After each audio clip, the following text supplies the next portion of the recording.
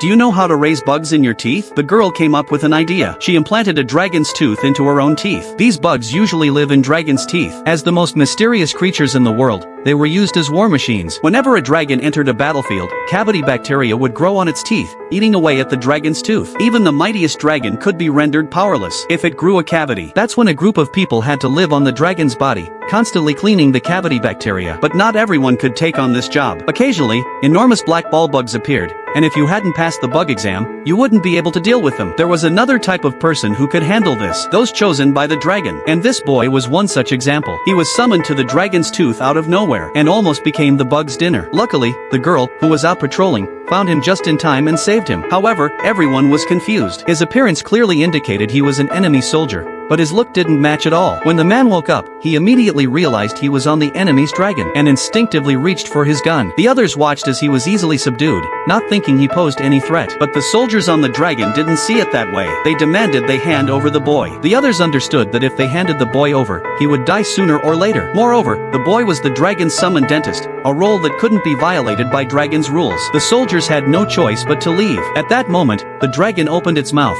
which meant it was signaling to begin work. The boy had to learn how to be a dentist, but he wasn't happy about working for the enemy. So, he picked up a weapon and hid his knife. When the girl who saved him entered, his heart softened after hearing her words. The boy, summoned by the dragon, had no place to go even if he was resurrected. To avoid being captured, he had no choice but to stay and work as the dragon's dentist. The girl introduced him to the cavity bacteria on the dragon's teeth. Seeing them, the boy immediately felt uneasy. There were many types of bugs, and when he noticed bugs crawling on his feet, he quickly stepped back. But when he did, he accidentally knocked down a worm from above, and it stuck to him. However, these were the souls of the dead. The smaller ones usually wouldn't harm anyone. They could easily be cleared with a tool infused with dragon power, a dragon's claw. Cleaning the huge dragon teeth wasn't easy. Just cleaning one tooth took a lot of time. To make matters worse, the cavity bacteria could be recycled. As long as they were packed into bags, they turned into useful medicine. The only issue was the occasional appearance of large cavity bacteria. They were excited by the scent of humans. As the girl finished speaking, a black mist bug suddenly attacked. The boy didn't have time to react and was immediately knocked over.